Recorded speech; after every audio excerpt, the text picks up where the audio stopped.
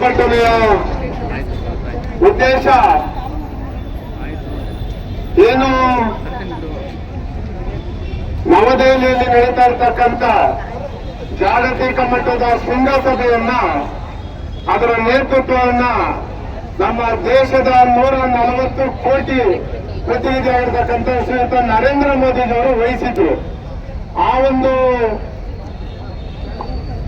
ನೇತೃತ್ವ ವಹಿಸತಕ್ಕಂಥ ಸಭೆಗೆ ಕನಿಷ್ಠ ಪರಿಜ್ಞಾನ ಎಂದಿರತಕ್ಕಂಥ ಇವತ್ತಿನ ಈ ರಾಜ್ಯದಲ್ಲಿ ಕಾಂಗ್ರೆಸ್ ನೇತೃತ್ವದ ರಾಜ್ಯ ಸರ್ಕಾರ ಇವತ್ತೇನು ಅಧಿಕಾರ ನಡೆಸ್ತಾ ಇದ್ದಾರೆ, ಈ ದೇಶದ ಸಂಸತ್ನಲ್ಲಿ ವಿರೋಧ ಪಕ್ಷದ ನಾಯಕರಾಗಿರ್ತಕ್ಕಂಥ ರಾಹುಲ್ ಗಾಂಧಿರವರು ಕನಿಷ್ಠ ಪರಿಜ್ಞಾನ ಇದೆ. ಅವರದ್ದು ನಡವಳಿಕೆ ನಾವು ನೋಡ್ಕೊಂಡು ಬಂದಿದ್ದೇವೆ. ಏನಪ್ಪಾ ಅಂತಂದ್ರೆ, ತಾವೆಲ್ಲರೂ ನೋಡಿದ್ದೀರಿ, ಯಾವುದಾದ್ರೂ ದೇಶಕ್ಕೆ ಹೊರದೇಶಕ್ಕೆ ಹೋದಂತ ಸಂದರ್ಭದಲ್ಲಿ ನಮ್ಮ ದೇಶದ ಬಗ್ಗೆ ಬಹಳ ಅಗೌರವದಿಂದ ಮಾತನಾಡ್ತಕ್ಕಂಥದ್ದು, ದೇಶದ ಯೋಜನೆಗಳ ಬಗ್ಗೆ, ದೇಶದ ಪ್ರಧಾನಮಂತ್ರಿಗಳ ಬಗ್ಗೆ ಬಹಳ ಅವಹೇಳನಕಾರಿಯಾಗಿ ಮಾತನಾಡತಕ್ಕಂಥದ್ದನ್ನು ನಾವು ನೋಡ್ಕೊಂಡು ಬಂದಿದ್ದೀವಿ. ಇವತ್ತಿನ ಒಂದು ಈ ಪ್ರತಿಭಟನೆ ಬೆಂಗಳೂರು ಮಹಾನಗರ ಜನತಾದಳದ ವತಿಯಿಂದ ಇವತ್ತೇನು ಏರ್ಪಡಿಸಿದ್ದೀವಿ. ಈ ಒಂದು ಪ್ರತಿಭಟನೆಯಲ್ಲಿ ನಮ್ಮ ಹಿರಿಯರು, ಮಾಜಿ ಶಾಸಕರಾಗಿರ್ತಕ್ಕಂಥ ತಿಪ್ಪೇಸ್ವಾಮಿ ಸಾಹೇಬರು, ಇಂದಿನ ಅಧ್ಯಕ್ಷರಾಗಿರ್ತಕ್ಕಂಥ ಪ್ರಕಾಶ್ ಅವರು, ಮಹಿಳಾ ಘಟಕದ ಅಧ್ಯಕ್ಷರಾಗಿರ್ತಕ್ಕಂಥ ಶೈಲಜಾ ರಾವ್ ಅವರು, ಅದೇ ರೀತಿ ಬೆಂಗಳೂರು ನಾರ್ತ್ ಪಾರ್ಲಿಮೆಂಟ್ ಕಾನ್ಸ್ಟಿಟ್ಯೂನ್ಸಿ ಅಧ್ಯಕ್ಷರಾಗಿರ್ತಕ್ಕಂಥ ನಮ್ಮ ತುಳಸಿರಾಮ್ ಅವರು, ನಮ್ಮ ಮಹಾನಗರ ಮಾಜಿ ನಗರ ಪಾಲಿಕೆ ಸದಸ್ಯರಾಗಿರ್ತಕ್ಕಂಥ ಮುನ್ಷಾಮಣ್ಣವರು, ಯುವಜನತಾ ದಳ ಅಧ್ಯಕ್ಷರಾಗಿರ್ತಕ್ಕಂಥ ಸ್ವಾಮಿಯವರು, ಎಲ್ಲ ಮಹಿಳಾ ಘಟಕದ ಅಧ್ಯಕ್ಷರು, ಎಲ್ಲ 28 ವಿಧಾನಸಭಾ ಕ್ಷೇತ್ರದ ಅಧ್ಯಕ್ಷರು, ಸೆಂಟ್ರಲ್ ಪಾರ್ಲಿಮೆಂಟ್ ಕ್ಷೇತ್ರದ ಅಧ್ಯಕ್ಷರು ನಾಗೇಶ್ ಅವರು, ಎಲ್ಲ ನಮ್ಮ ಹಿರಿಯರಾಗಿರ್ತಕ್ಕಂಥ ವೆಂಕಟಮ್ಮಣ್ಣವರು, ಬಹಳ ಜನ, ನಮ್ಮ ಅದೇ ರೀತಿ ನಮ್ಮ ಸೆಕ್ರೆಟರಿ ಜನರಲ್ ಆಗಿರ್ತಕ್ಕಂಥ ರಮೇಶ್ ಅವರು, ಬಹಳ ಜನ ಈ ಪ್ರತಿಭಟನೆಯಲ್ಲಿ ಭಾಗವಹಿಸಿದ್ದೀರಿ. ನಾನು ಮಾಧ್ಯಮದ ಸ್ನೇಹಿತರಿಗೂ ಸಹ ಈ ಸಂದರ್ಭದಲ್ಲಿ ನಾನು ಕೃತಜ್ಞತೆಯನ್ನು ಹೇಳ್ತಾ ಇದ್ದೀನಿ. ಯಾಕೆ ಅಂತಂದ್ರೆ, ನಮ್ಮ ಯಾವುದೇ ಒಂದು ವಿರೋಧ ಪಕ್ಷವಾಗಿ ನಾವು ಯಾವುದೇ ಒಂದು ಪ್ರತಿಭಟನೆಗೆ ಕರೆ ಕೊಟ್ಟಂತ ಸಂದರ್ಭದಲ್ಲಿ ತಾವು ಮಾಧ್ಯಮದ ಸ್ನೇಹಿತರು ಎಲ್ಲ ರೀತಿಯನ್ನು ನಿಮಗೆ ಸಹಕಾರ ಕೊಟ್ಟಿದ್ದೀರಿ. ಹಾಗಾಗಿ ತಮಗೆ ನಾನು ಮೊದಲನೇದಾಗಿ ಕೃತಜ್ಞತೆ ಹೇಳ್ತಾ ಇದ್ದೀನಿ. ತಮ್ಮ ಮುಖಾಂತರ ನಾನು ಪೊಲೀಸ್ ಅಧಿಕಾರಿಗಳಲ್ಲಿ ಮನವಿ ಮಾಡ್ತಕ್ಕಂಥದ್ದು, ಇವತ್ತಿನ ಈ ಪ್ರತಿಭಟನೆ ಇವತ್ತು ನಮ್ದು ಶಾಂತಿಯುತ ಪ್ರತಿಭಟನೆ. ಇವತ್ತು ನಾವು ಕ್ಯಾಂಡಲ್ ಹಚ್ಚೋದ್ರ ಮುಖಾಂತರ ಇಲ್ಲೇನು ಶಾಂತಿಯುತ ಪ್ರತಿಭಟನೆಯನ್ನ ಮಾಡ್ತಾ ಇದ್ದೀವಿ. ನಾವು ಈ ಒಂದು ಕ್ಯಾಂಡಲ್ ಅನ್ನ ಹಿಡ್ಕೊಂಡು ಮಾನ್ಯ ರಾಜ್ಯಪಾಲರು ಲೋಕಭವನಕ್ಕೆ ನಾವು ಹೊರಟಿದ್ದೇವೆ. ಅದಕ್ಕೆ ಪೊಲೀಸ್ನವರು ನಮ್ಗೆ ಸಹಕಾರ ಕೊಡಬೇಕು ಅಂತ ಹೇಳಿ ತಮ್ಮ ಮುಖಾಂತರ ನಾನು ಮನವಿಯನ್ನ ಮಾಡ್ತಾ ಇದ್ದೀನಿ. ಹಾಗಾಗಿ ನಾನು ಈಗಾಗಲೇ ಹೇಳ್ತಿದ್ದೆ ಯಾವ ರೀತಿ ನಡವಳಿಕೆ ಕಾಂಗ್ರೆಸ್ ಪಕ್ಷದೊಂದಿದೆ ಅಂತ ಹೇಳಿ.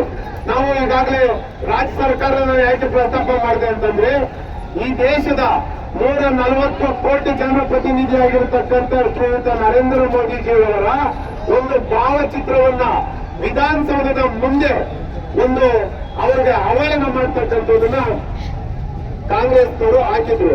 ತಾವು ಮಾಧ್ಯಮದವರು ನೋಡಿದಿರಿ. ಭಾರತೀಯ ಜನತಾ ಪಾರ್ಟಿಯವರು ಮತ್ತೆ ನಾವು ಈಗಾಗಲೇ ಅದನ್ನ ಮಾನ್ಯ ಪೊಲೀಸ್ ಆಯುಕ್ತರಿಗೆ ಮತ್ತೆ ಪೊಲೀಸ್ ಮಹಾನಿರ್ದೇಶಕರಿಗಾಗಲೇ ನಾವು ದೂರನ್ನ ಕೊಟ್ಟಿದ್ದೇವೆ. ಆದ್ರೆ ನಾನು ಹೇಳ್ತಕ್ಕಂಥದ್ದು, ಯಾವುದೇ ಚುನಾವಣೆಗಳು ಬಂದಂತ ಸಂದರ್ಭದಲ್ಲಿ ನಾವು ರಾಜಕಾರಣ ಮಾಡೋಣ. ಚುನಾವಣೆಗಳು ಬಂದಂತ ಸಂದರ್ಭದಲ್ಲಿ ಆ ಒಂದು ತಿಂಗಳು ರಾಜಕಾರಣ ಆದ ನಂತರ ಯಾವುದೇ ಪಕ್ಷ ಇರಬಹುದು, ಅಧಿಕಾರಕ್ಕೆ ಬಂದರೂ ಅದು ಜನಸಾಮಾನ್ಯರು ಒಂದು ಸರ್ಕಾರಕ್ಕೆ ಮತವನ್ನ ಕೊಟ್ಟಿರ್ತಾರೆ, ಅವರು ಅಧಿಕಾರವನ್ನು ನಡೆಸ್ತಾ ಇರ್ತಾರೆ. ಅಂತ ಒಂದು ಜನಪ್ರತಿನಿಧಿಗಳನ್ನು, ಅಂತ ಒಂದು ಜನರ ವಿಶ್ವಾಸವನ್ನು ಗಳಿಸಿ ಆಡಳಿತಕ್ಕೆ ಬಂದ ನಂತರ ನಾವು ಏನು ಬೇಕಾಗಿದ್ರು ಮಾಡ್ತೀವಿ, ನಾವು ಏನು ಬೇಕಾಗಿದ್ರು ಹುಚ್ಚಾಟ ಆಡ್ತೀವಿ. ಈಗಾಗಲೇ ತಾವು ನೋಡ್ತಾ ಇದ್ದೀವಿ ರಾಜ್ಯ ಕಾಂಗ್ರೆಸ್ ಸರ್ಕಾರದ ಅವರು ನಡವಳಿಕೆ ಯಾವ ರೀತಿ ಇದೆ ಅಂತಂದ್ರೆ, ತಾವೆಲ್ಲ ನೋಡಿದ್ದೀರಿ. ಈಗಾಗಲೇ ನಾವು 140 ಜನ ನಮ್ಗೇನು ಬಹುಮತ ಇದೆ, ನಾವು ಏನು ಬೇಕಾಗಿದ್ರು ನಡೀತದೆ ಅಂತೇಳಿ ಬಹಳ ಅವೈಜ್ಞಾನಿಕವಾಗಿ ಹುಚ್ಚಾಟ ಆಡ್ತಾ ಇದ್ದಾರೆ. ಅವ್ರಿಗೆ ಏನಪ್ಪಾ ಈ ರಾಜ್ಯ ಸರ್ಕಾರದ ಒಂದು ದುರಂಕಾರ ಅಂತಂದ್ರೆ, ನಮ್ಮ ಸಂಖ್ಯೆ 140, ನಾವು ಏನು ಬೇಕಾಗಿದ್ರು ಮಾಡ್ತೀರಿ, ನಾವು ಮಾಡಿದ್ದೇ ಸರಿ ಅಂತ ಒಂದು ಧೋರಣೆಯನ್ನ ಅವರು ಇವತ್ತು ತೋರ್ತಾ ಇದ್ದಾರೆ. ನಾನು ಕೇಳ್ತೇನೆ, ಈ ರಾಜ್ಯದ ಮಾನ್ಯ ಮುಖ್ಯಮಂತ್ರಿಗಳು ಮತ್ತು ಉಪಮುಖ್ಯಮಂತ್ರಿಗಳು, ಅದೇ ರೀತಿ ಅಲ್ಲೇನು ರಾಹುಲ್ ಗಾಂಧಿ ಅವರು ಲೋಕಸಭೆಯಲ್ಲಿ ವಿರೋಧ ಪಕ್ಷದ ನಾಯಕರಾಗಿದ್ದಾರೆ. ರಾಹುಲ್ ಗಾಂಧೀಜಿಯವರು, ನಾವು ನಿಮ್ ಬಗ್ಗೆ ಅಗೌರವದಿಂದ ಮಾತಾಡಲ್ಲ, ನಾವೊಂದು ಕೆಲವೊಂದು ಮಾತುಗಳನ್ನ ಮಾಧ್ಯಮದ ಮುಖಾಂತರ ಕಾಂಗ್ರೆಸ್ ಪಕ್ಷದವರಿಗೆ ನಾವು ಕೇಳಲಿಕ್ಕೆ ಇಷ್ಟಪಡ್ತೀವಿ. ನೀವು ಲೋಕಸಭೆಯಲ್ಲಿ ವಿರೋಧ ಪಕ್ಷದ ನಾಯಕರಾಗಿ ಒಬ್ಬ ಈ ದೇಶದ ಶೃಂಗಸಭೆ ನಡೀತಕ್ಕಂಥ ಅದರ ನೇತೃತ್ವವನ್ನು ನರೇಂದ್ರ ಮೋದಿಜಿಯವರು ವಹಿಸಿದ್ರು.